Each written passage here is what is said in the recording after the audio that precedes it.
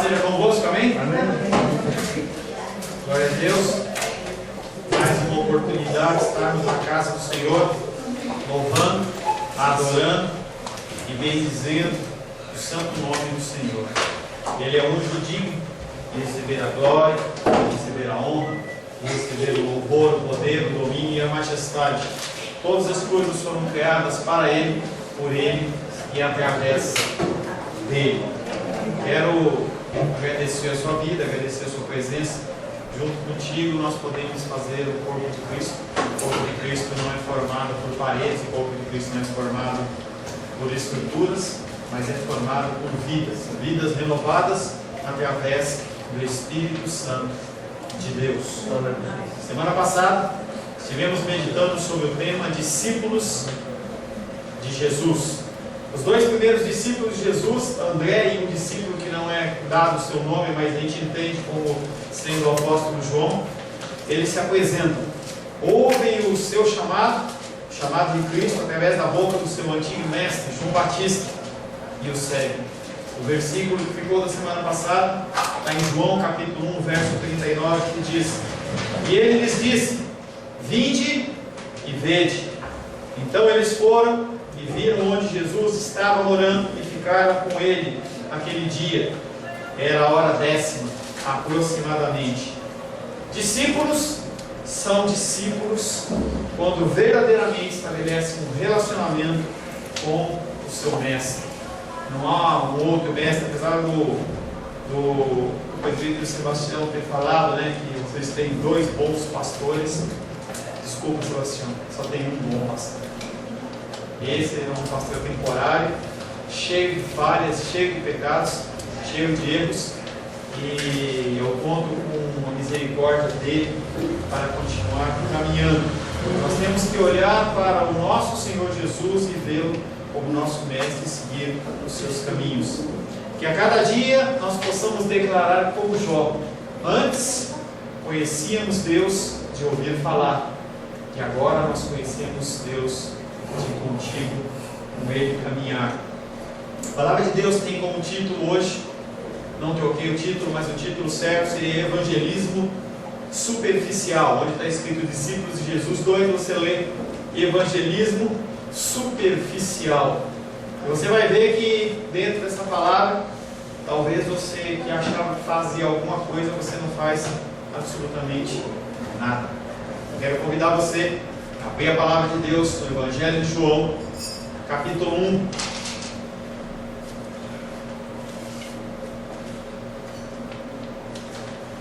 Evangelho de João, capítulo 1, versos 40 e 41.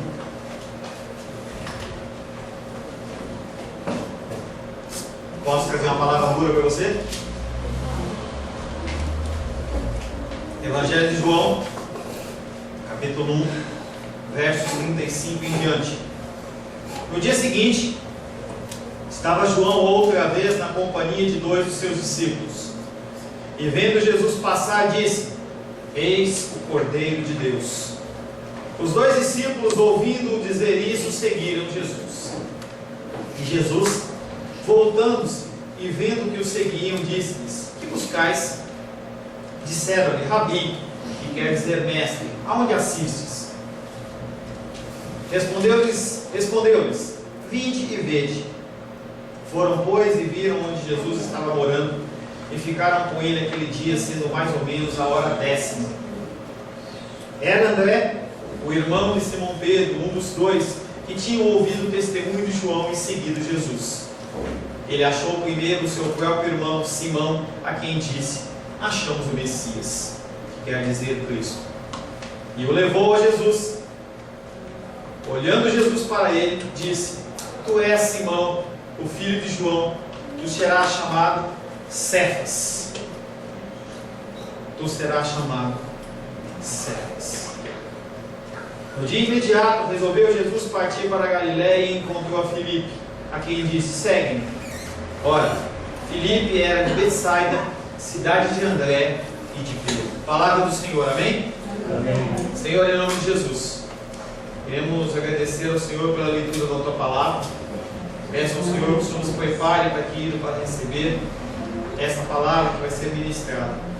Peço ao Senhor a capacitação do Teu Espírito Santo, que o Teu Espírito Santo venha me capacitar a ministrar esta palavra, Senhor, a trazer todas as suas riquezas, a falar apenas as coisas que procedem do Teu altar, e que o coração dos meus irmãos, das minhas irmãs, sejam preparados para receber esta palavra como uma palavra vinda do alto. Não estamos aqui para ouvir discurso humano, mas estamos aqui, Pai querido, para ouvir a Tua voz. Concede-nos, Pai, o benefício de ouvir a Tua voz nesta noite, através desse humilde servo que se apresenta, em nome de Jesus. Amém. Os primeiros 2 versículos que nós vamos trabalhar é João capítulo 1, verso 40 e 41, que diz: André, o irmão de Simão Pedro, era um dos 2 que tinham ouvido o testemunho de João e seguido Jesus. Ele encontrou primeiro seu próprio irmão, Simão, e lhe disse: Nós achamos o Messias, que quer dizer Cristo.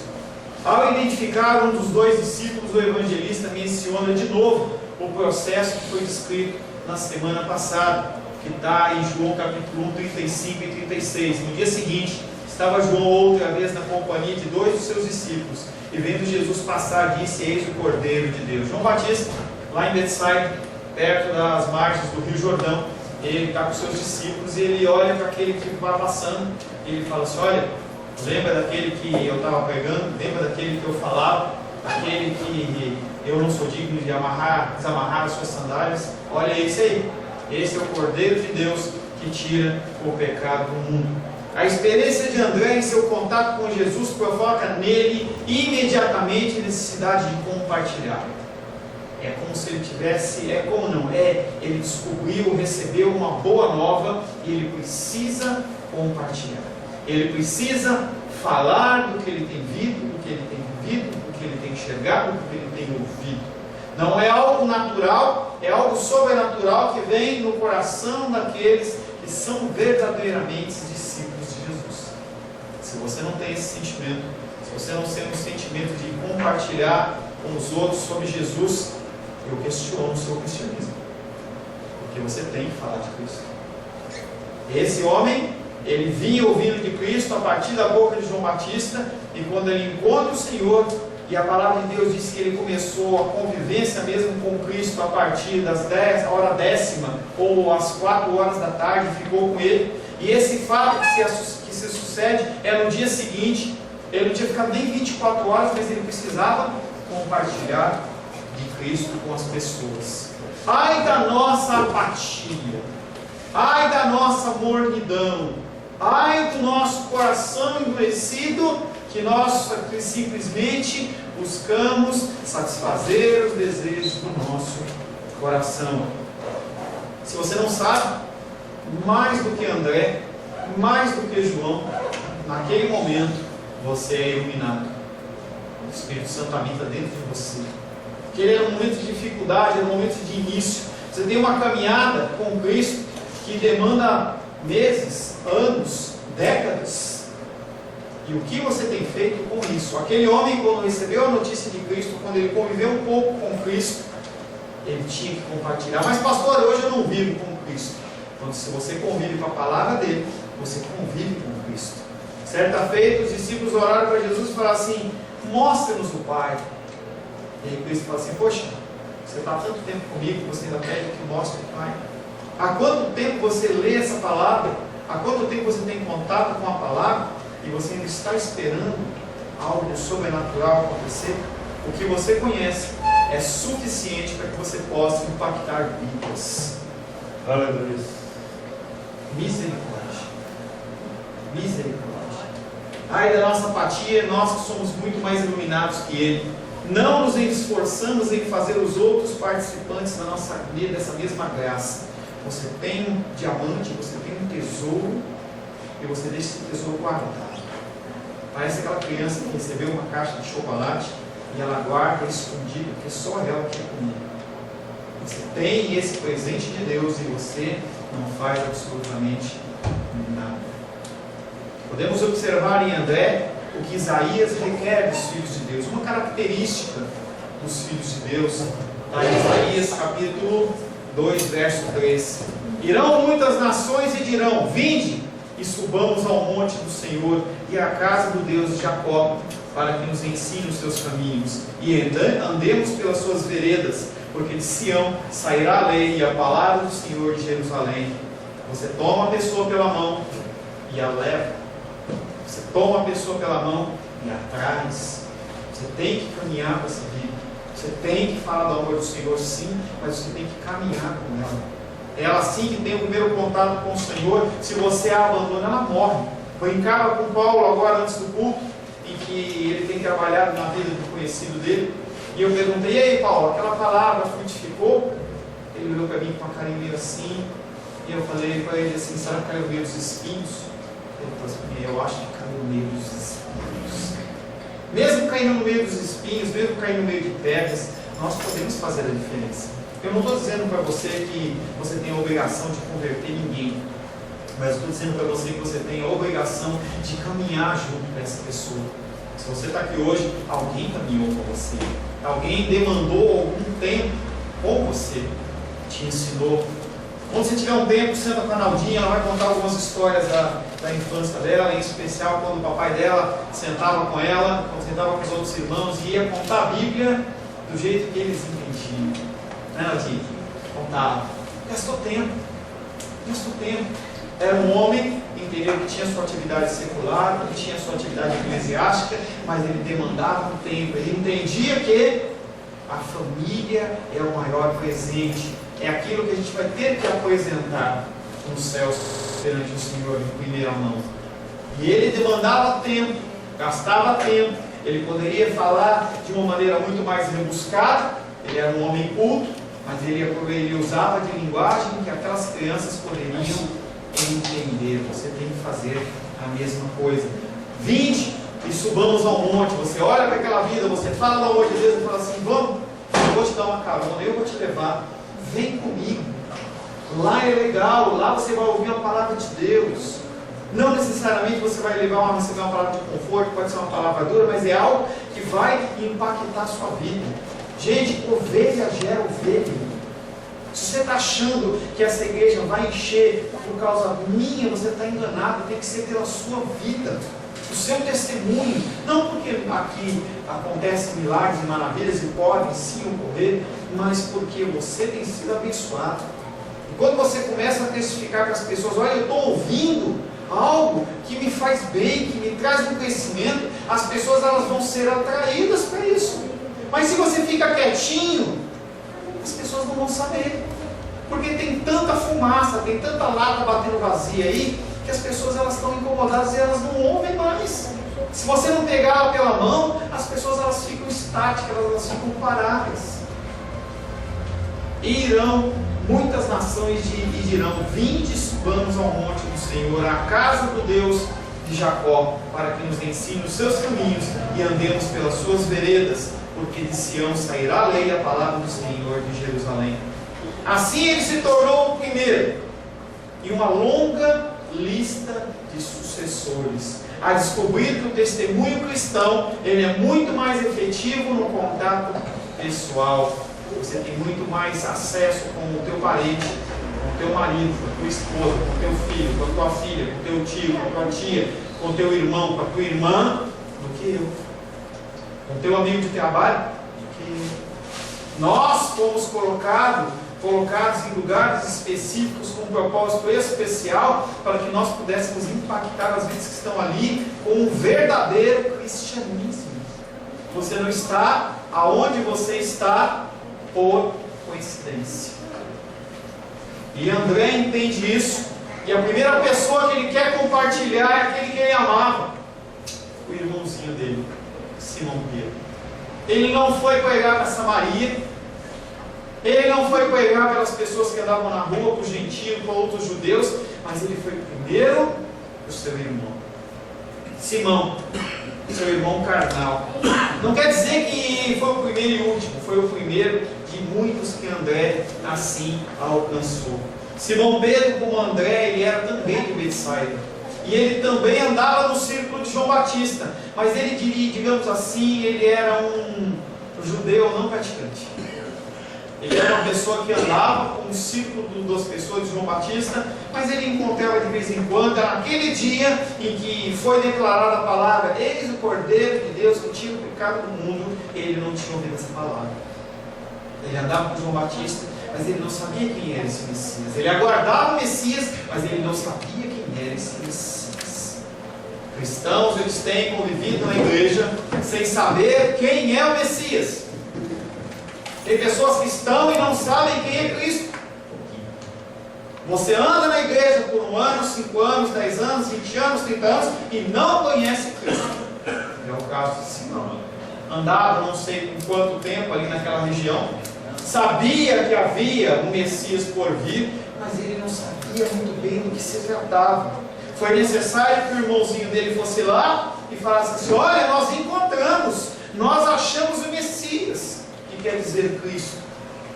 Da parte de André, o conceito de Jesus, primeiramente, André concede e passa isso por mão dele, que Jesus Cristo é o inaugurador da nova Páscoa, aquele que com seu sangue libertará da morte. Não vai ser uma liberdade normal, não vai ser um êxito normal, mas vai ser uma libertação da morte.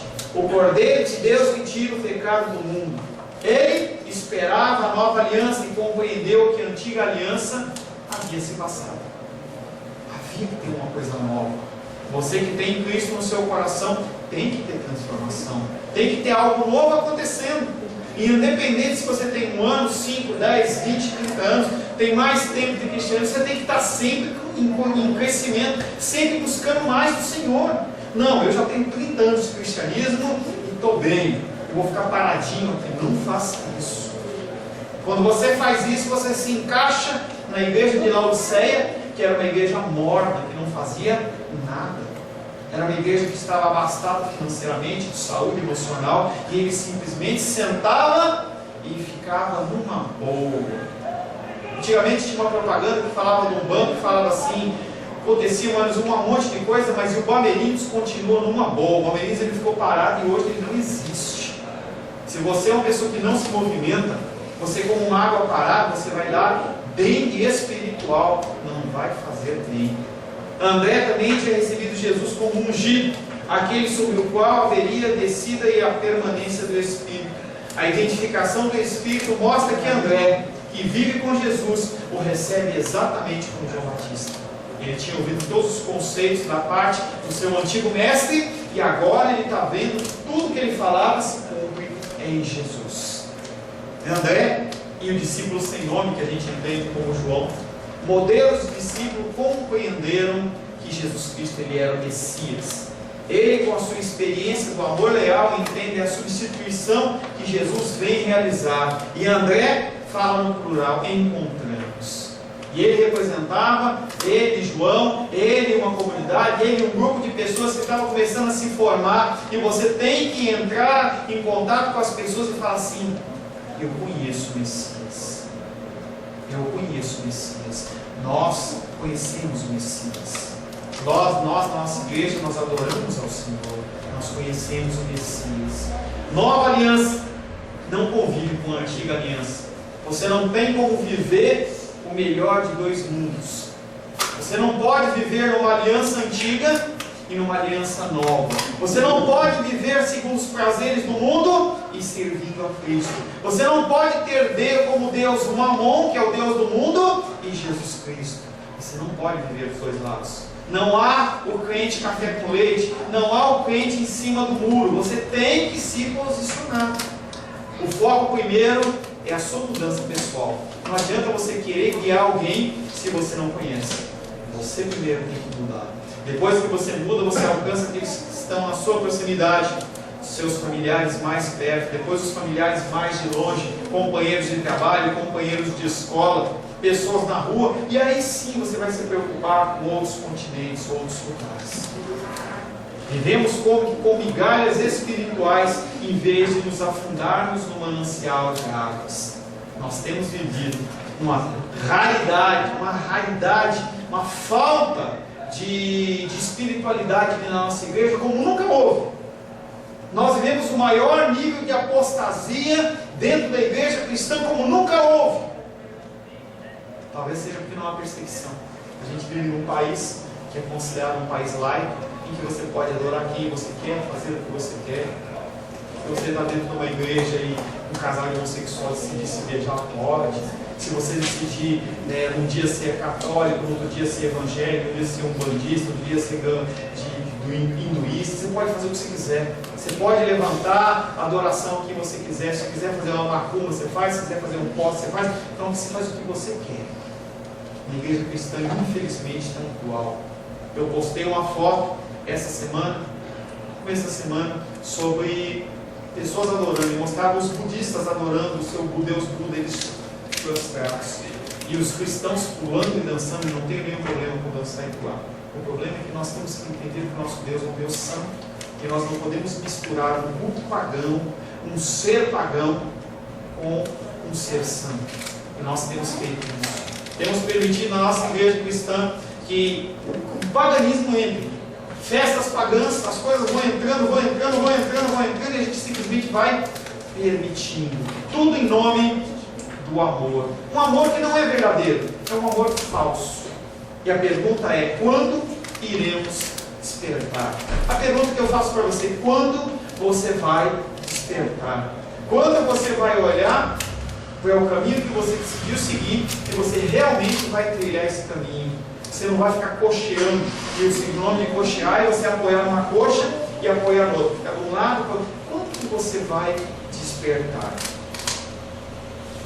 Próximo versículo, João capítulo 1, verso 42. Ele, André, o conduziu a Jesus. Ele não deixou Pedro como informação, com um ensinamento. Ele o conduziu a Jesus. Pegou ele pelo braço, falou: vamos lá, que eu vou te mostrar. Ele o conduziu a Jesus. Fixando nele o olhar, Jesus disse: tu és Simão, o filho de João, tu serás chamado Cefas, que quer dizer Pedro. Simão não se aproxima de Jesus. Simão Pedro não fez isso? Não fez isso. Aquele que depois seria o líder, aquele que guiaria os discípulos, ele não foi atrás de Jesus. Você não vê nenhuma manifestação de Jesus, de Simão, do tipo: é mesmo? Vamos lá ver? Não, ele está quietinho. Pega ele pelo braço e leva. E ele não esboça nenhuma reação. Não se fala que ele olhou para Jesus. Fala que Jesus olhou para ele. Fixando nele o olhar, Jesus disse: tu és o Simão, filho de João, e tu serás chamado de Cefas, que quer dizer Pedro. Ele esboçou alguma reação? Nenhuma. Não fez nada. Ficou quietinho. A palavra de Deus, pelo menos, não nos mostra que houve nenhum tipo de reação. Interessante falar que ele é filho de João, sendo que o texto que está em Mateus 16, 17 diz que ele era filho de Bar-Jonas. Então Jesus lhe afirmou: bem-aventurado é Simão Bar-Jonas, é o sobrenome dele, porque não foi carne e sangue que te revelaram, mas meu Pai que está no céu. Entenda, quando ele fala Bar-Jonas, ele está falando que ele era um discípulo de João Batista. Ele estava falando que ele sabia que ele andava no círculo de João Batista. O pai dele era Bar-Jonas, era Jonas, e não João. Ele era um seguidor normal ou nominal. Talvez você seja um cristão nominal. Você gosta da palavra de Deus, você vem na igreja, mas você não muda a sua vida. Pedro era assim, até que o Senhor o alcançou. Jesus lhe atribui o nome não segundo o costume, porque havia um costume que você colocava o nome da criança de acordo com alguma situação. Moisés era aquele saído das águas, e cada um tinha o seu nome. Abraão, pai de muitas nações. E quando ele coloca Simão Pedro, ele já estava entendendo que o Pedro ia ser uma pessoa que ia ajudar a edificar a igreja do Senhor. Mas ele ia edificar a igreja sobre ele mesmo? Não ia, porque apenas uma pedra angular, apenas um alicerce, apenas um que é a base, a rocha. Salmo 118, 22 diz: a pedra que os construtores rejeitaram, essa veio a ser o principal pedra angular. 1 Coríntios capítulo 3, verso 11 diz: porque ninguém pode lançar outro fundamento além do que foi posto, o qual é Jesus Cristo. só há um fundamento, há uma base, há uma pedra onde nós temos que nos apoiar. Você tem que construir o seu cristianismo não em cima da igreja cristã Semente de Vida, não em cima da igreja Sara Nossa Terra, não em cima de uma pessoa, não em cima de um ensinamento, mas em cima da palavra, em cima da rocha que é Jesus Cristo. Ele é o único que não vai te decepcionar. Mas saiba que você faz parte do corpo. Da mesma maneira que Pedro era uma pedra dentro do corpo, você também é uma pedra. Não uma pedra de tropeço, mas uma pedra no qual é construído esse grande altar de adoração elevado ao Senhor. Nós somos chamados para sermos verdadeiros adoradores que adoram o Senhor em espírito e em verdade. E aonde você anda, você tem que levar a adoração ao Senhor. Romanos capítulo 12, verso 4 e 5, fala desse corpo que é construído por mim e por você. Porque assim como num só corpo temos muitos membros, mas nem todos os membros têm a mesma função. Assim também nós, conquanto muitos, somos um só corpo em Cristo e membros uns dos outros. Interessante observar que não há convite para Pedro. Naquele texto que nós lemos lá atrás, ele não fala: Pedro, você quer me aceitar? Pedro, você é meu discípulo? Não. Ele simplesmente olha e declara. Aquela palavra que foi declarada por Jesus para aquele homem começa a se mover. Por isso, Paulão, que eu creio que a palavra que você lançou na vida do teu amigo, ela está lá, ó. Está lá, está mexendo. Nossa função é semear. Como que as pessoas vão ser impactadas se não há quem semeie a palavra? Simplesmente fale. Tenha o hábito de falar versículos. Tenha o hábito de mandar mensagens cristãs. Vai lá na tua lista de contatos e manda um versículo para a pessoa. Mas só isso, pastor? Só isso pode ser o suficiente. Porque você não temos capacitação nenhuma. O que faz a diferença é a ação do Espírito Santo. O Espírito Santo ele vem e entra por aquele versículo no coração da pessoa e começa a gerar uma obra, uma transformação. Quando você vê, você fala assim: o que aconteceu com você? Sou cristão. Hoje, um momento de alegria na família do irmão Cláudio. Lorena, sua nora, se batizou. Alegria? Momento de alegria. Palavras que foram sendo semeadas, testemunhos que foram sendo semeados, para que uma coisa viesse a acontecer. O Senhor está guardando a sua decisão de agir em nome dEle. Pedro não faz nada, não se oferece, mas ele estabelece um contato com ele através de André. Ele é o único dos discípulos mencionados pelo seu nome nessa parte introdutória. Ninguém sabe o que ele decidiu, sabe que ele vai continuar, se ele vai seguir. Os discípulos são André, Simão Pedro, Filipe e Natanael, e ele não expressa nenhuma reação. João 21, 19 disse isto para significar com que gênero de morte Pedro havia de glorificar a Deus. Depois de assim falar, acrescentou-me: segue. Lá na frente, em João, que ele olha para Pedro e fala: segue-me. Foi uma decisão real. Até Pedro está andando por ele. Nesse momento o Senhor fala: segue-me. É o primeiro chamado de Jesus Cristo, através do Evangelho de João, para Pedro. Até então, ele não tinha sido chamado. Ele simplesmente recebeu aquele primeiro contato com o Senhor, porque não tem como você ter um contato com Deus e não ter uma mudança. E ele simplesmente foi seguindo, ele foi observando. Chega uma hora que o Senhor veio. Esse é o momento. Somente no texto acima, depois de ter professado por 3 vezes o seu amor para com Jesus, é que então ele dirigirá o convite que fez o Filipe no começo.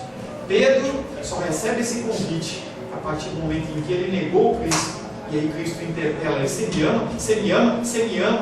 Segue. Evangelismo superficial. Que triste é nosso cristianismo. Que triste.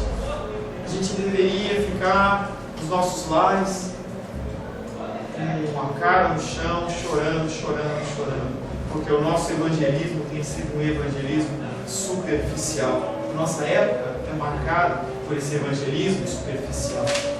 Nós até falamos em alguns momentos de Cristo, mas nós não acompanhamos. Deixamos as pessoas soltas e elas morrem. Simplesmente morrem. É como se você tivesse acabado de ter um filho, bebezinho recém-nascido, e você colocasse ele num lugar e esperasse que ele se movimentasse, que ele se alimentasse, que ele buscasse bebida, que ele buscasse vestuário, que ele fizesse as coisas. nós tratamos assim as pessoas que entram no Evangelho. O nosso evangelismo tem sido um evangelismo superficial. Nós levamos pessoas a Cristo quando levamos e esperamos que eles encontrem o caminho. Eles não vão encontrar o caminho. Mas pastor, eu não quero nenhum tipo de confusão. Você está vendo a pessoa num lugar que não é abençoado e você não a corrige, você não a confronta, você não fala de Cristo para ela, simplesmente porque você quer ficar como um cara legal, como um cara que não incomoda, como aquela pessoa que fala assim, de futebol, política e religião não se discute. Você vai ser cobrado no dia do Senhor. Talvez você seja encontrado nos cabritos, porque você não faz a sua parte. João capítulo 1, verso 43 e 44 diz: no dia seguinte, Jesus resolveu partir para Galiléia e encontrou Filipe. E aí ele faz o convite. Jesus disse: segue-me. Filipe era de Betsaida, cidade de André e de Pedro. Olha que engraçado. Na datação, quarto dia, nós temos vindo. O dia seguinte, o João Batista foi interpelado. Depois ele respondeu para os fariseus. Aí daqui a pouco ele mostra o Cordeiro de Deus. Aí ele segue a sequência do texto. E aqui no dia seguinte, Jesus Cristo fala assim: vou para Galiléia, eu preciso pregar a palavra. Eu tenho que fazer a minha parte. Continua a sucessão de dias e agora Jesus decide ir para Galiléia para declarar a palavra. Galiléia era uma região do norte que não era sujeita à administração romana, era como se fosse uma terra de ninguém. Ela era da terra dos judeus, mas ela era longe o suficiente de Jerusalém e não haviam policiais do templo, não havia soldados do templo, não haviam pessoas que podiam atrapalhar, e Jesus escolhe aquele lugar para iniciar a sua pregação. A decisão de sair da Galiléia interrompia o contato de Jesus com o círculo de João Batista. Não havia mais necessidade de andar ou ter contato com João Batista. João Batista ele havia cumprido o seu propósito e agora Jesus Cristo tinha que cumprir o seu. A chamada de novos discípulos, depois desse fato, indica que esses homens não pertenciam ao grupo de João Batista. E aí o Senhor sai falando. Primeiro ele fala para aquele grupo que está pertinho. E agora ele começa a divulgar o Evangelho. Ele começa a alcançar novas vidas. E a primeira vida que ele encontra é Filipe. Filipe, que era da mesma terra de André, mesma terra de Simão Pedro, mas que estava em outra região. Os dois discípulos de João tinham seguido a Jesus espontaneamente, pois a mensagem de Jesus, de João, os orientava para Jesus. Será que as palavras de você levam as pessoas a Cristo?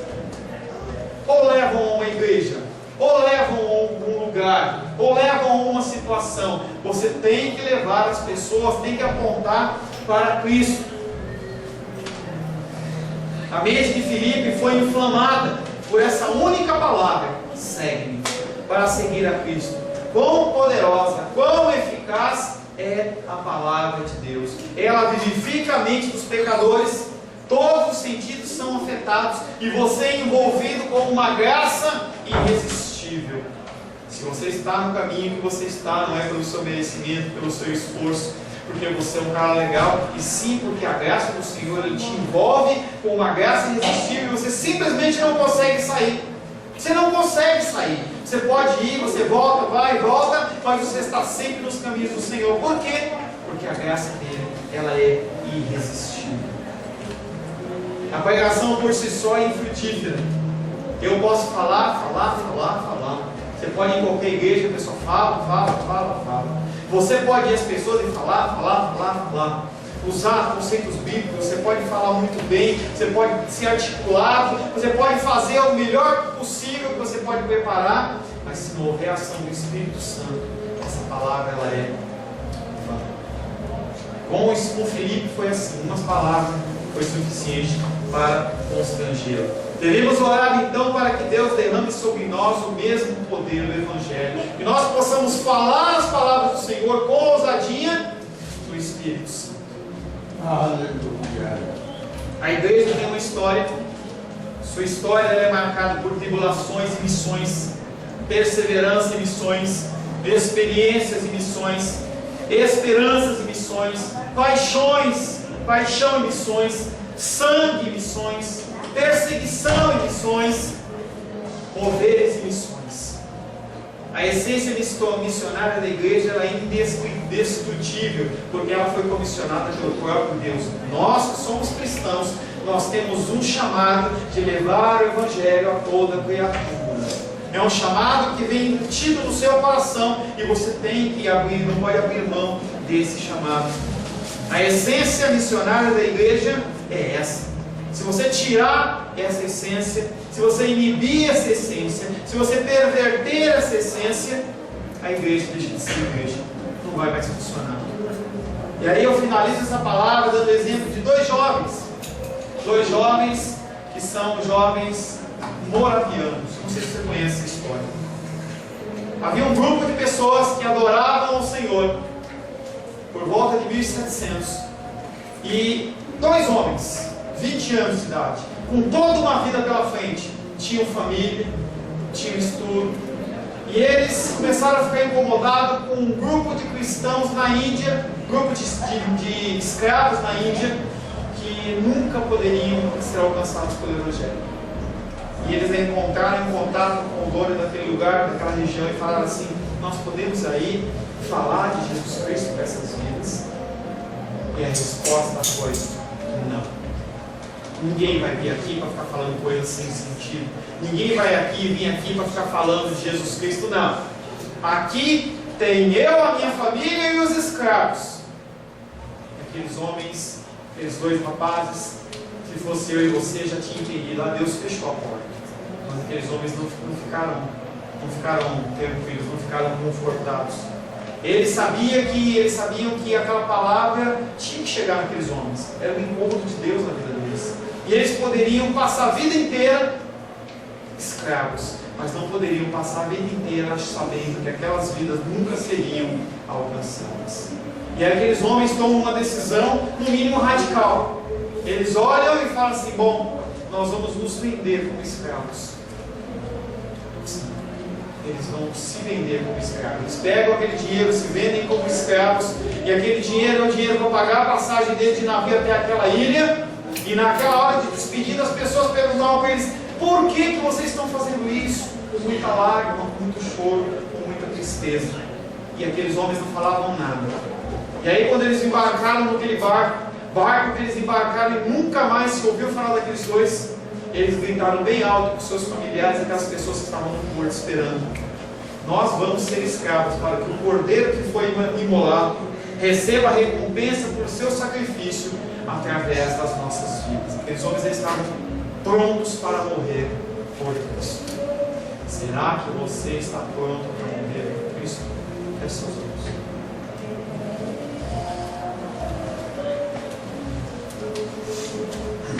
Senhor Deus, temos vivido, Pai, um cristianismo frágil. Temos vivido um cristianismo, Pai, que não produz nada. Nós temos buscado a satisfação dos nossos desejos, dos nossos intentos, das nossas vidas. Nós temos procurado, Pai querido, a satisfação através de prazeres carnais e mundanos. Nos preocupamos no máximo com os nossos familiares, Pai, mas principalmente com as nossas vidas. Enquanto as pessoas à nossa volta perecem, nós temos contato com pessoas que não te conhecem, e nós, Pai, de maneira nenhuma, nós falamos do Senhor. Parece que nós temos vergonha do Senhor.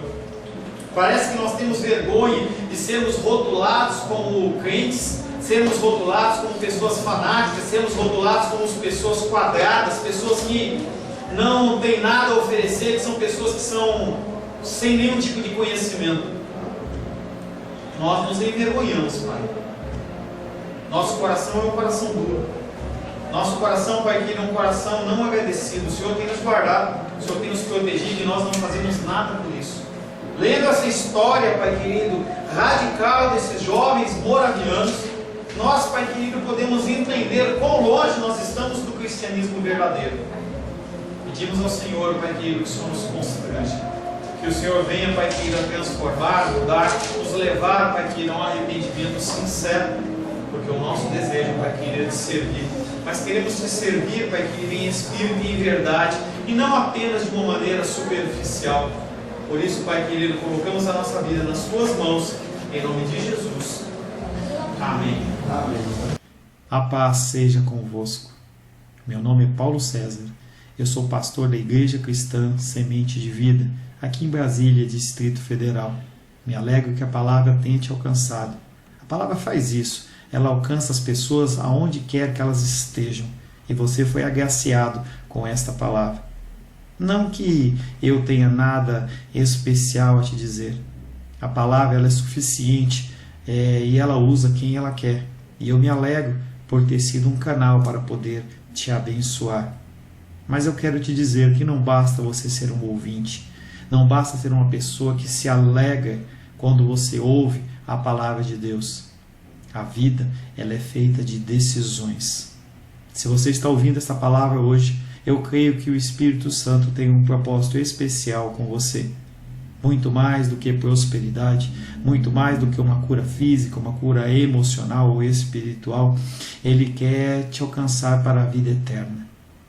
Nós investimos nosso tempo, nós investimos as nossas forças em coisas terrenas, mas o Senhor Ele tem muito mais a oferecer. Ele tem sim para você a cura, Ele tem sim para você a prosperidade, mas Ele tem muito mais que isso. Submeta-se a um Deus que Ele é capaz de mudar e transformar a sua vida por completo. Creio que o Espírito Santo Ele é capaz de tocar o teu coração. Quero pedir que você curve a sua cabeça. Senhor, em nome de Jesus, coloco na tua presença essa vida que ouve esta ministração, que ouve esta palavra. Pai, eu não tenho capacitação nenhuma, mas o teu Espírito Ele é capaz sim de tocar nesta vida, gerar nela mudança, transformação, arrependimento, e que ela possa simplesmente bater no peito, convencendo-se que é pecadora e que precisa de um Deus salvador. Não há um caminho a ti, meu Deus, que não seja através de Cristo. E eu lhe peço, Pai querido, que você alcance essa vida e ele possa sim tomar uma decisão pessoal pelo Senhor, em nome de Jesus. Amém. Amém, meu querido. Amém, minha querida. Fico contente que você esteja ouvindo essa ministração até o fim. E peço que você não se limite a ouvir os cultos pela internet. Você procure perto da sua casa uma igreja, um lugar que proclame a palavra do Senhor. Eu oro para que o Espírito Santo te direcione nessa busca, porque muita coisa tem sido oferecida que não é o Evangelho. Eu abençoo a sua vida em nome de Jesus. Amém.